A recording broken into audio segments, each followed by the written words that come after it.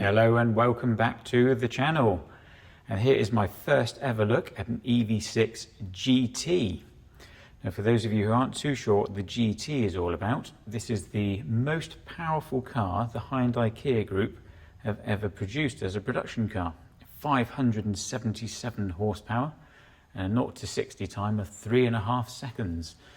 And that's actually faster than a Porsche Taycan GTS can accelerate to 60. And this particular one that I've managed to get a look at is in this lovely pearlescent black colour. And it has a lot more aggressive details over the standard EV6 range. The big thing from the outside that gives it away that this is the high-powered GT is these lovely 21-inch wheels with the acid green brake calipers. Look at the size of those brake discs. That is probably the same size as a standard wheel on a Kia Picanto, just the discs. These alloys are 21-inch. Now, there has been a lot of interest in the interior of the GT as well. So again, it is unique to the GT. You don't get this interior on the rest of the EV6 range. So these are the new leather and suede bucket seats, they call them. There's definitely a lot deeper bolsters on these seats than the standard car. And these green piping and stitching on the seats in the flesh actually look really good. Sort of really suit the interior. Everything else is pretty much standard EV6. If we have a sit in the car. One of the things I do love about the EV6 is the adjustable mood lighting. So you can bathe the interior in this really lovely mood lighting, which you can adjust to the colour of your choice. I've got it set to blue at the moment.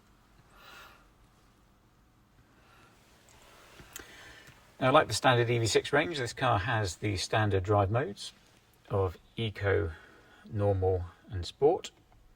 But you also have this green button here, which says GT on it. So when you press this one, you get the full fat mode. All that 577 horsepower. And as you can see, it switches off the stability control as well. Because this GT does have a drift mode, where you can pretty much put it into rear wheel drive only and do donuts. But it is a dual motor car. There are motors on the front and rear axle, so it is an all-wheel drive car. That's one of the reasons it can leap off the line and get to 60 in 3.5 seconds. Now, it does have an individual driving mode as well. So with this particular mode, you can personalise the car to set it up how you prefer to drive it. So in this part of the vehicle settings, you have My Drive mode.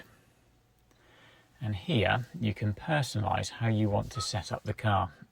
So the severity of the electric motors, you can change how the steering feels, the electronic limited slip diff and the suspension. Now, years ago I did have a Hyundai i30N as a company car, the performance model, which had a very similar sort of level of personalisation. And in that car I always set everything up to be maximum attack, apart from the suspension. I always had that in normal, because the i30N was pretty hard in Sport Plus mode. It might be the same on this one. This car has got adaptive dampers.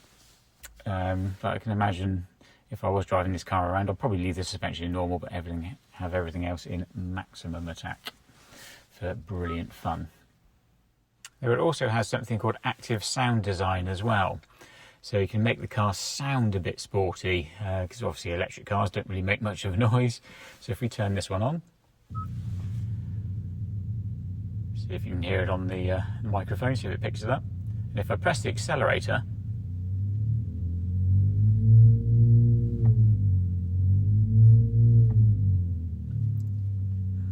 now, I know artificial sound on EVs can divide opinion a little bit. I know when I was driving Porsche Taycans around, the sports sound was something that divided opinion whether it was actually needed on an EV, but personally I quite liked it. It might be interesting if this one's on the road and to see what it sounds like as you're driving.